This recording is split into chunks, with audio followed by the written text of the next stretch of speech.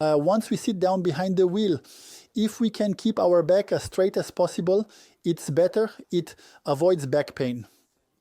One way to have a straight back is to bring the shoulders back. It's very difficult to have both a hunched back and shoulders back at the same time. It's not natural. So when you're sitting up straight, you bring your shoulders back, you'll automatically arch a little. It's always better. You can still lean forward, but when I lean forward, I always keep my back straight. I don't have my back bent, leaning. We quickly get used to, I admit, having a rounded back.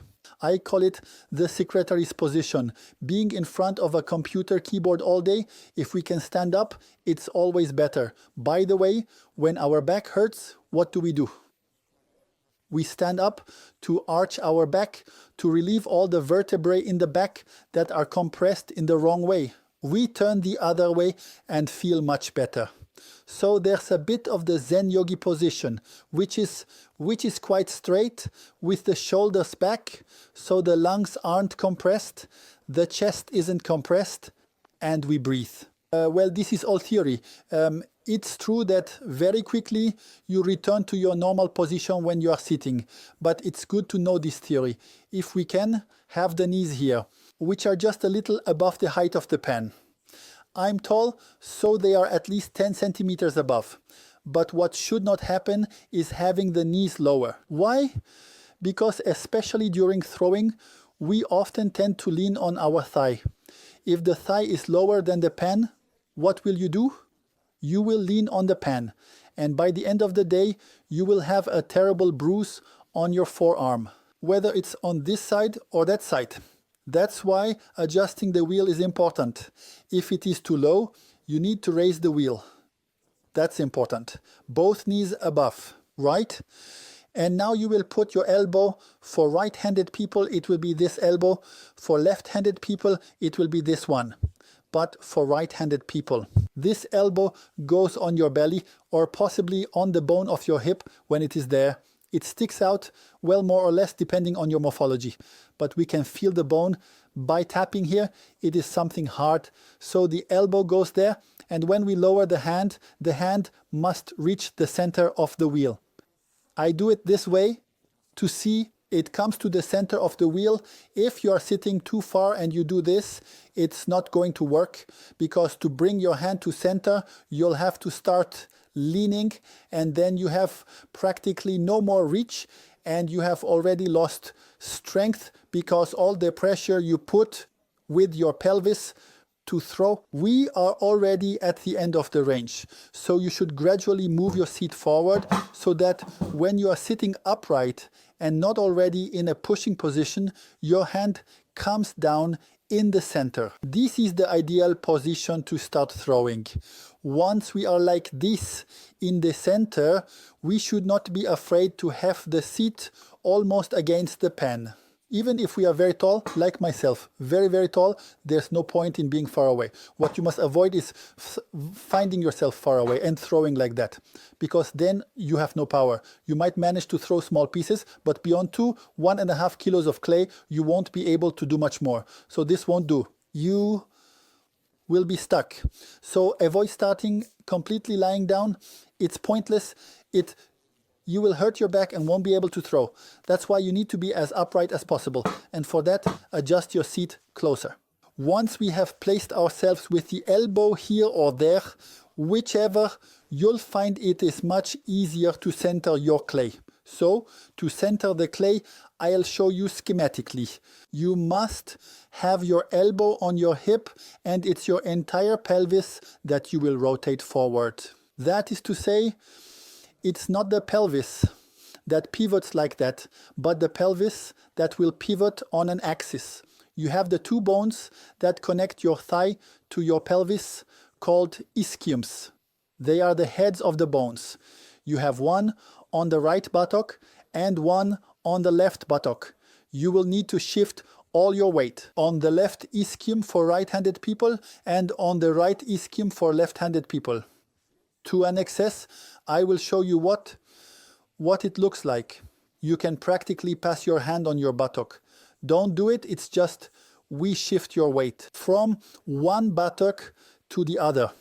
This will allow, if you are balanced on just one buttock, especially for centering, you will have an axis with that ischium and you will be able to pivot. Rotate your pelvis, and as a result, your pelvis, by rotating, will slightly push your elbow. Ansenant. And is that moment that will allow you to center the clay. You will center more with the pressure of your arm and shoulder, but additionally with the pressure of your pelvis. This is very important.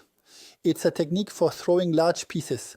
It's a technique where you won't have any problem centering 3, 4, 5 kilograms even later if you use this technique. It works very well, even if you have 300 grams of clay. So, it's better to learn this technique than to do everything with your arms and shoulders. You will quickly be stuck when dealing with 3 to 4 kilos. Even if you have arms as thick as this, you will struggle to center the piece if you do it only with your arms and not with your pelvis. We work everything with the pelvis. We have a lot of strength with the pelvis. It's really the part of the body that can develop the most strength. So it's best to take advantage of it and work with the pelvis. When we pivot like that, we are in balance as a result on the feet. If I had my feet in the air and was just on a saddle, I would fall. So the feet are very important. The feet must be flat, meaning you should not be balanced on the tips of your toes. The feet are flat. If you cannot keep your foot flat because it is too high, you have a non-adjustable wheel. We will then take the pedal and we are going to raise it by placing it on a wooden block, on bricks, and so on. It's important to have the pedal high enough. That means when your foot is on the pedal, your thigh should always be above the pan. Most pottery wheels have a pedal now, the more modern wheels at the end of a wire. So you can very well have either the pedal on the left or the pedal on the right. It's a matter of habit. Well, I often have it on the right. I have worked on wheels before where there was a fixed pedal and the pedal was on the left. So you can easily get used to changing the pedal direction. Since there is only one pedal, it's not very serious. So here is the ideal position. Nice and upright. Let me summarize.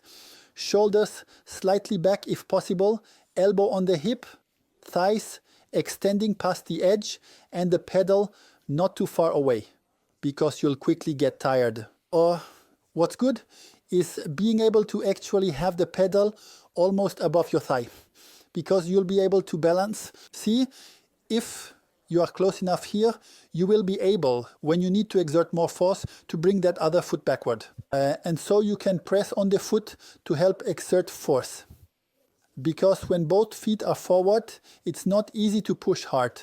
By placing this foot at the back, you can push with your foot.